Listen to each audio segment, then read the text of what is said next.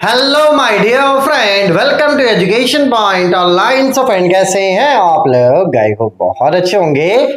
मेरे प्यारे बच्चों, आज हम लोग बात करने वाले हैं आरजीपीवी बीटेक सेकेंड सेमेस्टर के रोड मैप के बारे में कि आपको अपने सेकेंड सेमेस्टर की पढ़ाई किस तरीके से करना है, कौन से सब्जेक्ट को कैसे टैकल करना है। बेटा पूरा डिटेल में आज इस वीडियो में हम लोग बात करेंगे।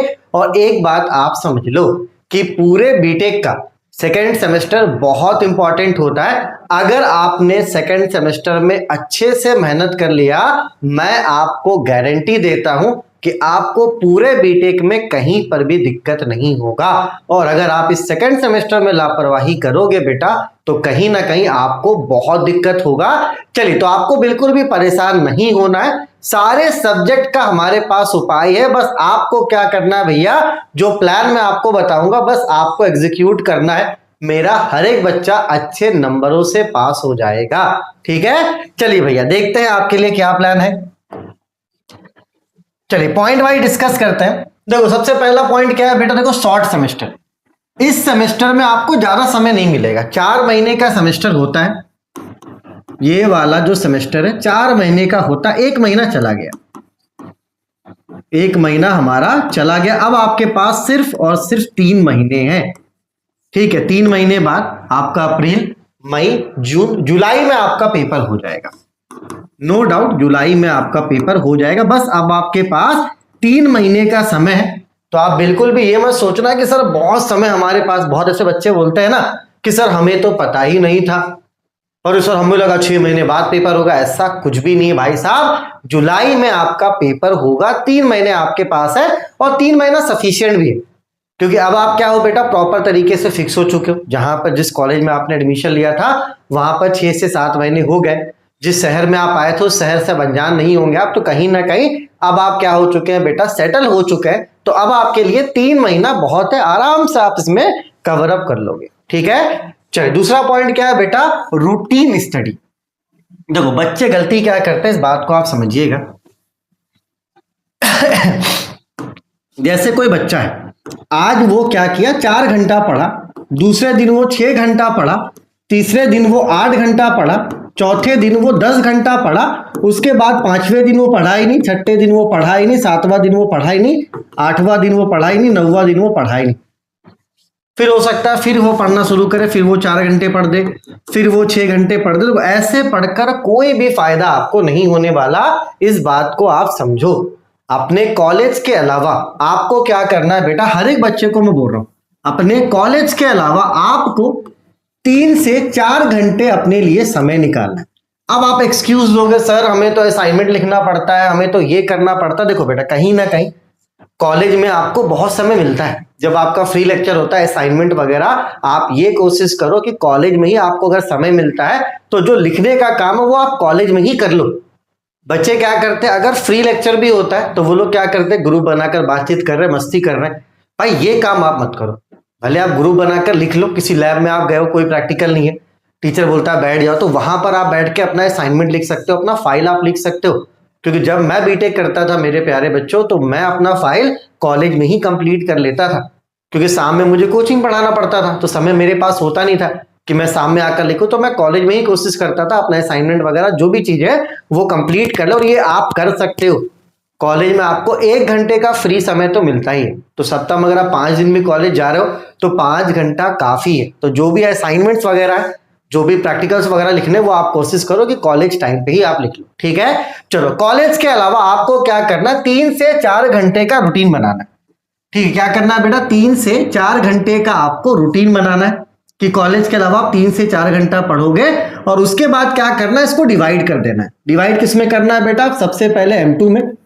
अगर आप 3 घंटा पढ़ रहे हो तो 1.5 घंटा आपको M2 में देना है, और अगर आप 4 घंटा पढ़ रहे हो तो 2 घंटा आपको M2 में देना। आधा समय आपको अपने मैथमेटिक्स 2 में देना है। ठीक है, और जो बचा हुआ सब्जेक्ट है उसमें आपको अपने जो आपका बचा हुआ सब्जेक्ट है वो आपको बचे हुए टाइम में पढ़ना है। मतलब कुल मिलाकर आपको पूरा जो भी आप पढ़ाई कर रहे हो, आधा समय आपको अपने मैथमेटिक्स 2 को देना है। बचा हुआ जो समय वो आपको रिमेनिंग सब्जेक्ट में देना। और एक काम आप ये कर सकते हो कि कॉलेज आप मत जाओ, सैटरडे और संडे को आप कॉलेज मत जाओ। अगर आप सैटरडे संडे तो कॉलेज वैसे भी नहीं जाओगे, आप सैटरडे को और छुट्टी कर लो, तो सैटरडे और संडे आपको 2 दिन मिलता है। तो 2 दिन में आप ये कोशिश कर सकते हो कि जो आपका रिमेनिंग सब्जेक्ट है उसमें आप ज्यादा टाइम दे सकते हो। ये आप मेरा प्यारा बच्चा कर सकता है कि सैटरडे संडे कॉलेज मत जाओ, अपने रिमेनिंग सब्जेक्ट को आप सैटरडे संडे टाइम दे सकते हो, क्योंकि बिना रूटीन के पढ़ना कोई मतलब नहीं। जब आप रूटीन से पढ़ते हो ना, तो बहुत कम समय में आप बहुत कुछ अचीव कर लेते हो। ठीक है, तो आपको जो भी समय मिलता है 3 से 4 घंटे का रूटीन बनाओ। सैटरडे संडे कम से कम आप कोशिश करो कि 8-8 घंटे पढ़ने का। और मैंने आपको क्या बोला बेटा कि अगर आप सेकेंड सेमेस्टर में मेहनत कर लेते हो, आपका पूरा फर्स्ट ईयर क्या हो जाएगा, क्लियर हो जाएगा। और जिस बच्चे का फर्स्ट ईयर क्लियर हो गया, समझो उसका बीटेक हो गया। क्योंकि बच्चा क्या करता है, फर्स्ट ईयर में कोई ना कोई एक आध पेपर बैक लगा लेता है, और उसके बाद डर इतना बैठ जाता है कि बच्चे फिर पेपर को क्लियर ही नहीं कर पाते। तो ये वाला गलती आपको नहीं करना। मैं सभी बच्चों से रिक्वेस्ट करूंगा कि भैया 3 महीने अच्छे से मन लगाकर पढ़ लो। फर्स्ट ईयर क्लियर हो गया, समझो आपका बीटेक क्लियर हो गया। वरना एक आध सब्जेक्ट किसी बच्चे का M2 अगर रुकता है ना, तो वो फिर थर्ड सेमेस्टर में भी डर से नहीं निकल पाता, और फोर्थ सेमेस्टर में भी डर से नहीं निकल पाता। भाई साहब, बच्चे डर के मारे फेल हो जाते हैं। तो ये वाला गलती आपको नहीं करना है। ठीक है, चलो उसके बाद क्या है बेटा, देखो मैंने आपको बताया ना, फोकस ऑन मैथमेटिक्स 2। मैथमेटिक्स 2 पर आपको थोड़ा ज्यादा फोकस करना है ना। सारे सब्जेक्ट एक तरफ, मैथमेटिक्स 2 आपका एक तरफ। ठीक है, M2 के लिए मैंने प्रॉपर आपका मान के चलो प्लानिंग बना दिया है, लिंक मैं आपको डिस्क्रिप्शन पे दे दूंगा। तो M2 में आपको किस तरीके से पढ़ना, क्या रोड मैप होगा, वो भी आप आराम से देख सकते हो। ठीक है बेटा, चलो उसके बाद क्या, make separate note of all subject. अब देखो एक बात आप समझना, बच्चे क्या करते हैं, ऐसे पढ़ते हैं, जैसे किसी बच्चे ने किसी दूसरे का नोट्स बनाया और उससे पढ़ने का काम करो। आप क्या करो बेटा, सभी के लिए कॉपी बनाओ। जैसे आप केमिस्ट्री पढ़ रहे हो ना, तो आप केमिस्ट्री के लिए कॉपी बनाओ। हो सकता है आप BME पढ़ रहे हो, तो BME के लिए एक अलग कॉपी बनाओ। और इस कॉपी में क्या करो बेटा, जो भी आपने याद किया है, जो भी आपने पढ़ा, उसको यहां पर क्या करो, आप अपने हाथ से नोट कर लो। क्योंकि जब आप अपने हाथ से नोट करोगे ना, तो आपको तुरंत चीजें याद हो जाएंगी। और उसका जब आप मान के चलो रिवीजन करोगे ना, तो रिवीजन में आपका बहुत समय बचेगा। मैं बच्चों को देखता हूं कि वो दूसरे के नोट से क्या करते हैं, पढ़ते हैं। दूसरे के नोट से अगर आप पढ़ोगे ना, तो आपको याद भी नहीं होगा, और जब आप रिवीजन करोगे तो आपको लगेगा कि नहीं ये क्या है, फिर आपको नयापन सा लगेगा। इस बात को आप समझिएगा, आपके हाथ से लिखा हुआ नोट्स अगर आप पढ़ते हो, आपको याद भी जल्दी होगा। ठीक है, और आप रिवीजन जब करोगे तो जल्दी रिवीजन भी कर पाओगे। तो इस वाले गलती से बचना है। भले आपके पास प्रिंटेड नोट्स हो, फिर भी आपको क्या करना है बेटा, उस नोट से अपने हाथ से क्या करना है, अपने हैंड रिटन से अपने कॉपी में नोट्स बना लेना। क्योंकि अगर आप अपनी कॉपी में नोट्स बना लोगे, आपके हाथ का लिखा हुआ नोट्स रहेगा, तो मानकर चलो आपको बहुत जल्दी याद भी होगा। मैंने क्या बोला, अगर नोट्स है फिर भी आप अपने हाथ से नोट्स बनाओ। ठीक है, और ये आपको एक सब्जेक्ट में नहीं, सभी सब्जेक्ट में करना है। अगर आप सिविल भी पढ़ रहे हो, तो जो भी आप पढ़ो एक कॉपी में नोट्स बना लो। होगा क्या बेटा, एग्जाम तक आपका जितना भी लिखा हुआ, जितना भी एक पढ़ा हुआ, वो सब एक कॉपी में आ जाएगा। तो आपको बस एग्जाम में एक कॉपी पढ़कर जाना पड़ेगा। तो जो भी आपका समय बचेगा ना, आप उसी में यूटिलाइज कर पाओगे। आपको 10 कॉपी बदलने की जरूरत नहीं पड़ेगी। और अगर आप किसी दूसरे के नोट्स से पढ़ते हो, याद हो जाएगा, फिर 2 दिन बाद आप भूल जाओगे। रिवीजन करने आओगे, फिर आपको नया नया सा लगेगा। मैं फिर से बोल रहा हूं, ये वाली गलती आपको बिल्कुल भी करनी नहीं है। ठीक है, भले आपके पास कम समय हो, फिर भी आपको नोट्स अपने हाथों से बनाना है। फिजिक्स का नोट्स मैं प्रोवाइड करवा रहा हूं, कंप्यूटर का नोट्स मैं प्रोवाइड करवा रहा हूं, फिर भी मैं क्या बोलूंगा कि इस नोट्स को पढ़कर आप अपने हाथ से नोट्स बना लेना अपनी कॉपी में, ताकि वो आपको आराम से समझ में भी आ जाए और आप याद भी कर पाओ। ठीक है बेटा, चलो रेडी फॉर रिजल्ट। अभी रिजल्ट आने वाला है। अगर आपका एक paper 2 paper in case back भी लगता है, तो आपको रोने में समय बर्बाद नहीं करना है। पहला आपने दिया ना सेमेस्टर, एक आध पेपर अगर बैक भी लगता है, तो भी आपको रोना नहीं है कि अरे सर हमारा बैक लग गया, अब क्या होगा। रिस्पॉन्ड आपको जल्दी करना। अगर M1 में आपका बैक है, फटाक से M1 की प्रिपरेशन आपको स्टार्ट कर देना। अगर ED में बैक है, कोई भी सब्जेक्ट में बैक है, तो रोना नहीं है। रिजल्ट अगर सुबह आता है, शाम से आपको अपनी प्रिपरेशन स्टार्ट कर देनी है बेटा। ठीक है, तो इस वीडियो को देखने के बाद 5-6 कॉपी खरीद के लाओ, सभी सब्जेक्ट्स को अच्छे से पढ़ो और प्रॉपर नोट्स बनाओ अपने हाथ से। अगर आप अपने हाथ से नोट्स नहीं बना रहे हो, तो कहीं ना कहीं आप बेवकूफ बन रहे हो। इस बात को आप समझ लो, कहीं ना कहीं आप क्या कर रहे हो बेटा, अपने आप को बेवकूफ बना रहे हो दूसरे के नोट से पढ़कर। आपको उस समय याद तो हो जाएगा, लेकिन जब आप 10 दिन बाद खोलोगे तो फिर आपको एकदम नया नया सा लगेगा। ठीक है, इस वाली गलती को प्लीज आप मत दोहराना। ठीक है, चलिए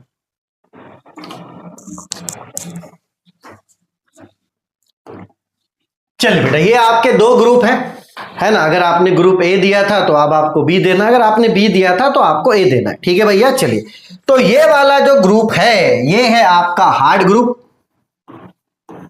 और ये वाला ग्रुप है इजी ग्रुप, है ना। चलिए भैया, तो अगर आपने फर्स्ट सेमेस्टर में इजी ग्रुप में थे तो अब आपको ये सारे पेपर देने पड़ेंगे, अगर आपने फर्स्ट सेमेस्टर में हार्ड दिया है तो अब आपको ये सब्जेक्ट देना पड़ेगा। ठीक है, चलिए भाई साहब, तो सब्जेक्ट बाय सब्जेक्ट हम लोग डिस्कस करते हैं कि किस तरीके से आपको कौन से सब्जेक्ट को कैसे टैकल करना है, कौन से सब्जेक्ट को आपको किस तरीके से टैकल करना है। ठीक है, चलिए भैया, सबसे पहले हार्ड वाले ग्रुप की हम लोग बात करते हैं।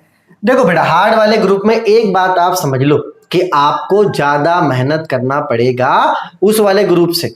वो वाला ग्रुप इजी है, ये वाला ग्रुप आपका थोड़ा सा टफ है, तो आपको ज्यादा मेहनत करना पड़ेगा, इतना आप समझ लो। ठीक है, चलिए स्टार्ट करते हैं इंजीनियरिंग ग्राफिक्स से। देखो बेटा, इंजीनियरिंग ग्राफिक्स के लिए आप सैटरडे और संडे 4 घंटे आप इसके लिए निकाल लो। अगर मैं आपकी जगह पे होता, सैटरडे और संडे 4 घंटा दिन में मैं बढ़िया से बैठ के ग्राफिक्स पढ़ता।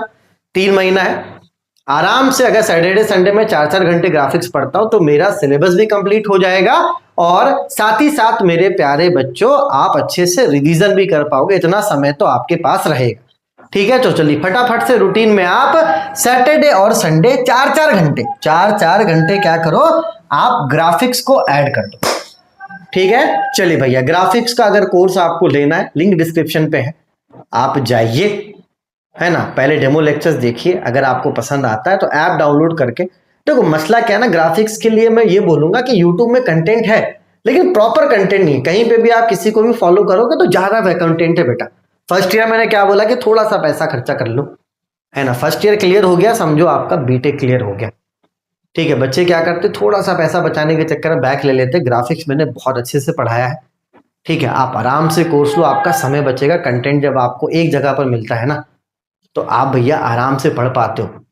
ठीक है, अगर थोड़ा बहुत आप यहाँ से पढ़ रहे हो, थोड़ा बहुत वहां से पढ़ रहे हो तो आपका समय नुकसान होता है, और अभी आपके पास समय नहीं। ठीक है, चलो उसके बाद क्या है बेटा, बेसिक इलेक्ट्रिकल एंड इलेक्ट्रॉनिक। इसका जो रूटीन आप बनाओगे, सैटरडे 2 घंटा, संडे 2 घंटा, और बाकी वीक में 2 दिन आप 1-1 घंटा इसको पढ़ोगे। ठीक है, तो वीक में अगर आप इसको 6 घंटा भी दे रहे हो आपका काम बन जाएगा। ठीक है, तो इसको आपको वीक में देना है 8 घंटा, ग्राफिक्स को आपको देना है टोटल 8 घंटा, और इसको आपको देना है 6 घंटा। ठीक है, चल इंग्लिश फॉर कम्युनिकेशन अभी आप रहने दो, इसका लिंक मैं आपको डिस्क्रिप्शन पे दे देता हूं। इसका 1 शॉट वीडियो है मेरे पास।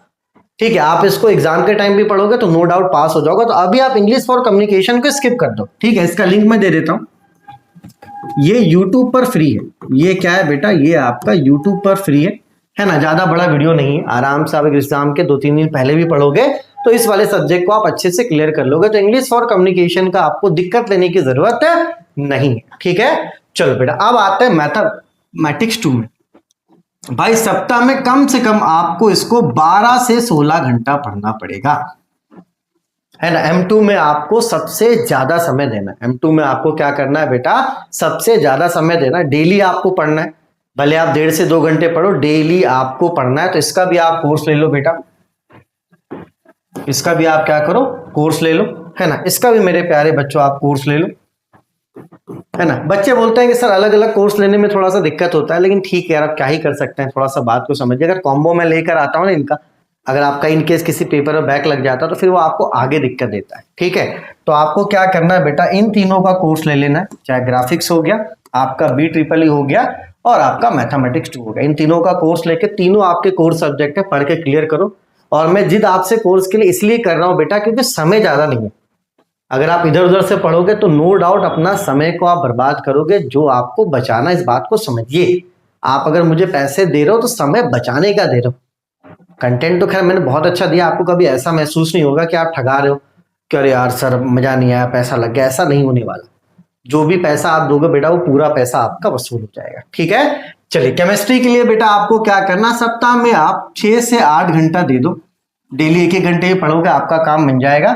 ये पूरा आपका यूट्यूब पे फ्री, ठीक है। चलो तो ये आपके 2 सब्जेक्ट फ्री हो गए, है ना। ये सब्जेक्ट आपका फ्री, ये सब्जेक्ट आपका फ्री, बाकी ये पेड और ये पेड, आपके 5 सब्जेक्ट का जुगाड़ मैंने कर दिया, ठीक है भाई साहब। चले अब आते हैं मैथमेटिक्स 2 में, ये मैंने आपको बता दिया है। चलो अब आते हैं इंजीनियरिंग फिजिक्स में।